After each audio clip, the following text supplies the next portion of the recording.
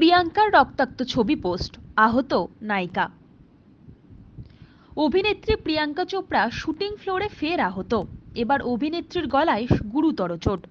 Shooting floor থেকেই আহত অবস্থায় ছবি পোস্ট করেছেন প্রিয়াঙ্কা, যেখানে দেখা গিয়েছে গলায় লম্বা আঁচড়ের দাগ। কিভাবে এমন চোট পেলেন প্রিয়াঙ্কা, কৌতূহল সেখানেই। অভিনেত্রী তার পরবর্তী ছবি দ্য ব্লাফ এর শুটিংয়ে এখন ব্যস্ত। মহিলা দস্যুদের গল্প নিয়ে তৈরি হচ্ছে প্রিয়াঙ্কার এই নতুন ছবি। এখানে দস্যুর চরিত্রে দেখা যাবে প্রিয়াঙ্কাকে। অ্যাকশনে পরিপূর্ণ এই সিনেমাটি। এমনই এক অ্যাকশন দৃশ্য শুটিং করতে গিয়ে চোট পেলেন অভিনেত্রী। এই মুহূর্তে হলিউডের বেশ কয়েকটি ছবি নিয়ে ব্যস্ত রয়েছেন প্রিয়াঙ্কা চোপড়া, যার মধ্যে রয়েছে টেক্সট ফর ইউ এবং মেটোরিক্স। তাছাড়াও স্বামী নিক জোনাসের সঙ্গে নতুন একটি গানের প্রজেক্টে দেখা যাবে এই তারকাকে। কয়েকদিন আগে এক ফ্যাশন ম্যাগাজিনের শুটেও লন্ডনে গিয়েছিলেন প্রিয়াঙ্কা। প্রিয়াঙ্কা যে কাজের দিক থেকে দারুণ ব্যস্ত সেটা বোঝাই যাচ্ছে। 2018 সালে সম্পর্কে জড়ান প্রিয়াঙ্কা।